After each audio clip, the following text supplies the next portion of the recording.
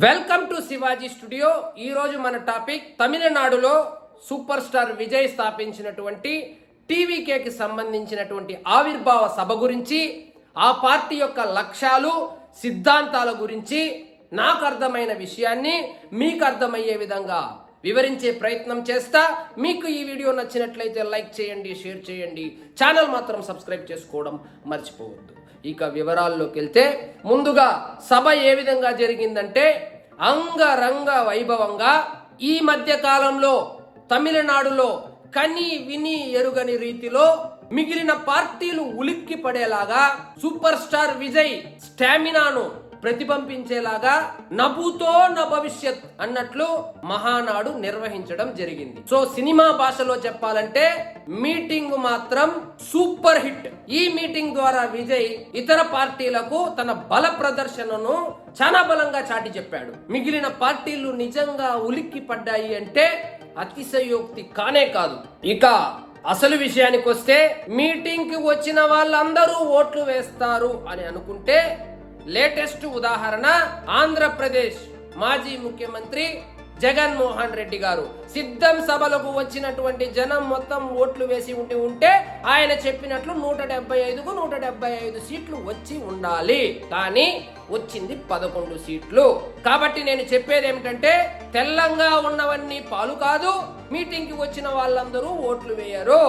ఇది కేవలము నేను బల ప్రదర్శనగానే చూస్తాను, కానీ విజయ్కు ఉన్నటువంటి సినిమాటిక్ చరిష్మాగానే చూస్తాను. కానీ ఈ బల ప్రదర్శన ఎన్నికల్లో ప్రభావితం చూపుతుంది అని ప్రస్తుతానికి నేనైతే అనుకోవడం లేదు. ఇక విధి విధానాల విషయానికి వస్తే, టీవీకే యొక్క లక్ష్యాలు, సిద్ధాంతాలని కొన్ని చెప్పుకొచ్చాడు. వాటిని ముఖ్యంగా గమనిస్తే అది ఒక రీమేక్ సినిమా లాగా నాకు అనిపించింది. ఆయన చెప్పినటువంటి మూల సిద్ధాంతాల్లో మెజారిటీ ఎప్పుడో ఎంజీఆర్ దశాబ్దాలకు ముందే అవన్నీ తన పార్టీలో సిద్ధాంతాలుగా పెట్టి అధికారంలో కూడా రావడం జరిగింది.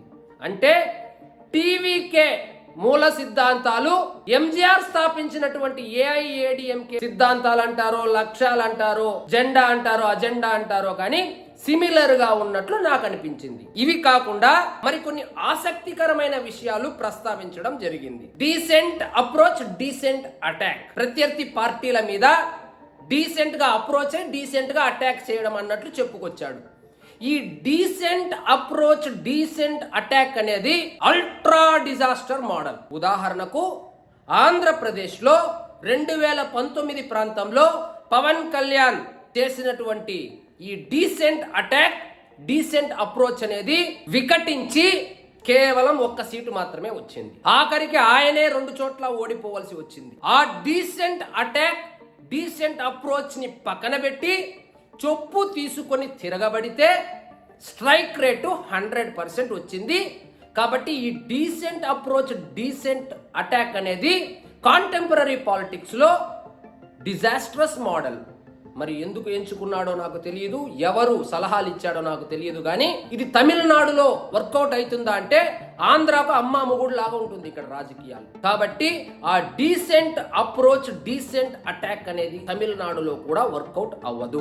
ఇక తన సైద్ధాంతిక ప్రత్యర్థి బీజేపీ అన్నట్లు, రాజకీయ ప్రత్యర్థి డిఎంకే అన్నట్లు చెప్పుకొచ్చాడు. ఇందులో మీకు సైద్ధాంతిక ప్రత్యర్థి బీజేపీ అయినప్పుడు, బీజేపీకి సైద్ధాంతిక ప్రత్యర్థి ఇండియాలో ఎవరైనా చాలా బలంగా ఉన్నారు అంటే అది డిఎంకేనే. సో బీజేపీని వ్యతిరేకించే వాళ్ళు డిఎంకేని కాదని టీవీకే పార్టీకి ఎందుకు ఓటు వేయాలి? బీజేపీని వ్యతిరేకించేటువంటి నాయకులు డిఎంకేని కాదని టీవీకేలో ఎందుకు జాయిన్ అవ్వాలి అనేది ఆయనే ఆత్మ పరిశీలన చేసుకోవాలి. డిఎంకేకి మించి సైద్ధాంతికంగా బీజేపీని ఎదుర్కొనే పార్టీ ఇండియాలోనే లేదు అని నేను బల్లగుద్ది చెప్పగలను. ఇది ఆల్రెడీ ప్రూవ్ కూడా అయింది లాస్ట్ ఎంపీ ఎలక్షన్స్ లో. అలాంటి భావజాలం ఉన్నటువంటి ఓటర్లు డిఎంకే వైపు వెళ్తారు, కానీ టీవీకే వైపుకు ఎందుకు రావాలి అనే దాని మీద క్లారిటీ కొరవడింది. ఇక నా రాజకీయ ప్రత్యర్థి డిఎంకే అన్నారు. మీ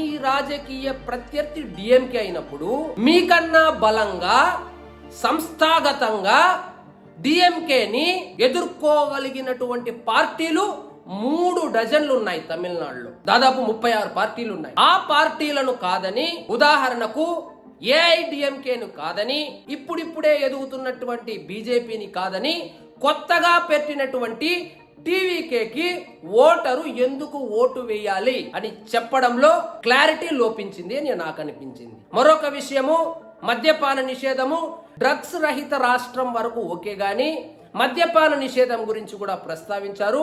అది ఎంతవరకు సాధ్యమో నాకైతే అర్థం కావడం లేదు. మరొక విషయాన్ని ప్రస్తావించారు, అది మల్టిపుల్ క్యాపిటల్స్. ఈ మల్టిపుల్ క్యాపిటల్స్ అనేది కూడా ఆంధ్రప్రదేశ్లో వికటించింది. 11 సీట్లు వచ్చింది వైఎస్ఆర్సీపీ. అలాంటి మోడల్ ని సౌత్ ఇండియాలో మరో రాష్ట్రంలో ఇంప్లిమెంట్ చేస్తే ఎంతవరకు ఫలితాలను ఇస్తుంది అనేది ప్రశ్నార్థకంగానే చెప్పవచ్చు. ఇక మరొక విషయాన్ని ప్రస్తావిస్తూ క్యాస్ట్ సెన్సస్ గురించి ప్రస్తావించారు. ఈ క్యాస్ట్ సెన్సస్ గురించి 5 సంవత్సరాలుగా రాహుల్ గాంధీ ప్రస్తావిస్తూనే ఉన్నారు, చాలా బలంగా పోరాడుతూనే ఉన్నాడు. క్యాస్ట్ సెన్సస్ గురించి ఇంట్రెస్ట్ ఉన్నటువంటి పబ్లిక్ ఆల్రెడీ కాంగ్రెస్ పార్టీ వైపు వెళ్లకుండా ఆ కాంగ్రెస్ పార్టీ డిఎంకే కూటమిలో ఉండగా వాటిని కాదని టీవీకేకే ఎందుకు ఓటు వేయాలి అని చెప్పడంలో కూడా క్లారిటీ లోపించింది. ఇతర రాష్ట్రాల్లో లాగా కాకుండా తమిళనాడులో రిజిస్టర్డ్ పార్టీలే 36 పార్టీలు ఉన్నాయి. వాటిని కాదని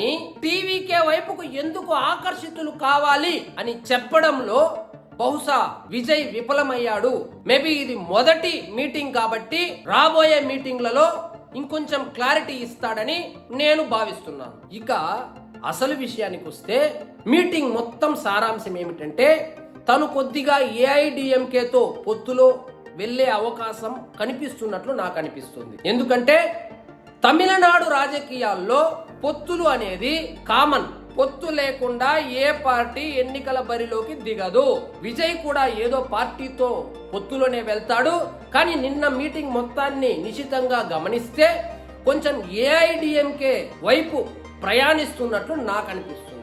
జరిగింది ఒకటే మీటింగ్ కాబట్టి ఇంతకు మించి ఆ మీటింగ్ గురించో లేకపోతే విధి విధానాల గురించో చర్చించుకోవడం భావ్యం కాదు. కాబట్టి ఇక రాబోయే మీటింగ్లలో ఇంకొంచెం క్లారిటీగా అసలు జనాలు టీవీకే వైపు ఎందుకు ఆకర్షితులు కావాలి, ఓటర్లు ఎందుకు టీవీకేకి ఓటు వేయాలి, రాజకీయ ఆశావాహకులు డిఎంకేనో ఇతర పార్టీలను కాదని టీవీకేలో ఎందుకు చేరాలో కొంచెం క్లారిటీ ఇస్తే బాగుంటుంది. ఈ పార్టీకి నిజంగా స్కోప్ ఉందా లేదా అనే విషయాన్ని గమనిస్తే ఖచ్చితంగా తమిళనాడులో పొలిటికల్ వ్యాక్యూమ్ అయితే ఉండనే ఉంది.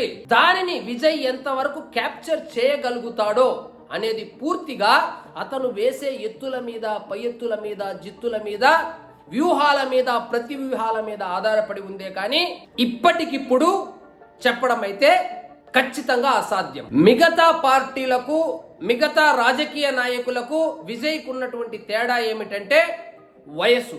50 సంవత్సరాలు ఉన్నటువంటి ఈ విజయ్ రాజకీయాల్లో కన్సిస్టెన్సీ కనుక చూపించగలిగితే ఖచ్చితంగా రాణించగలడు అని నేను బల్లగుద్ది చెప్పగలను. ఎందుకంటే తమిళనాడులో రాజకీయాలు అర్థం కావాలంటేనే దశాబ్ద కాలం పడుతుంది. ఉదాహరణకు ఇప్పుడు ఉన్నటువంటి ముఖ్యమంత్రి స్టాలిన్, కరుణానిధి చిటికేస్తే స్టాలిన్ ఎప్పుడో ముఖ్యమంత్రి అయ్యేవాడు. పార్టీలో కూడా పెద్దగా వ్యతిరేకత ఉండేది కాదు, కానీ ముఖ్యమంత్రిని చేయలేకపోయాడు. ఎందుకంటే అదే తమిళ్ పాలిటిక్స్. అదే జయలలిత చిటికేసి ఓపీఎస్ ని రాత్రికి రాత్రే ముఖ్యమంత్రి చేయగలిగింది. అదేమిటంటే అదే తమిళ్ పాలిటిక్స్. తమిళనాడులో ఈ ద్రావిడ రాజకీయాలు అర్థం కావడానికి దశాబ్ద కాలం పడుతుంది. వాటినన్నింటినీ నిశితంగా గమనించి స్టడీ చేసి వ్యూహాలు, ప్రతి వ్యూహాలు రచిస్తే ఖచ్చితంగా విజయ్ అనే అతనికి తమిళనాడులో ముఖ్యమంత్రి కాగలిగినటువంటి అన్ని అర్హతలు ఉన్నాయని నేను చాలా స్పష్టంగా చెప్పగలను. ఇప్పుడు మరొక అంశం తెర మీదకి వచ్చింది.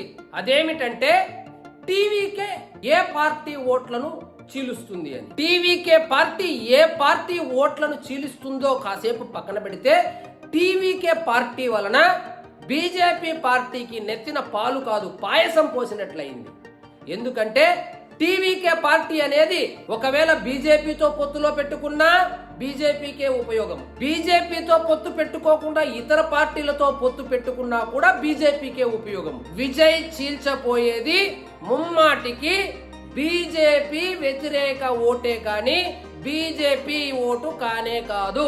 విజయ్ టీవీకే పార్టీ ఖచ్చితంగా ఏఐఏడీఎంకేలో కూడా కొంత శాతం ఓట్లను చీల్చగలుగుతుంది.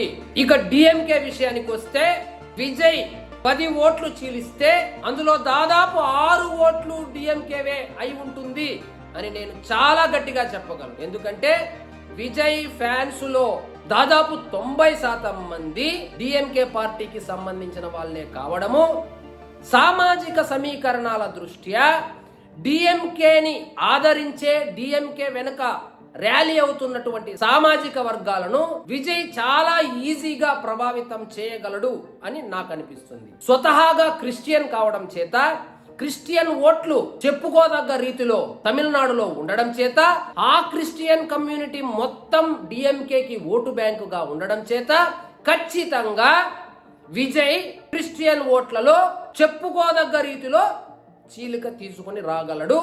అది డిఎంకేకి నిజంగా మరణ శాసనం అని చెప్పవచ్చు. కానీ విజయ్ కనుక ఏదైనా పెద్ద పార్టీలతో పొత్తులో వెళ్లకుండా ఏదైనా చిన్న చితక పార్టీలను పొత్తులో కలుపుకొని వెళ్తే మాత్రం మరొక్కసారి డిఎంకే అధికారంలోకి వచ్చే అవకాశాలే కనబడుతుంది. దళిత ఓటు బ్యాంకు మీదే ఆధారపడి 1 డజన్ పార్టీలు ఉన్నాయి. వాటి ఓట్లు కూడా విజయ్కి చీల్చడం చాలా సులభమే.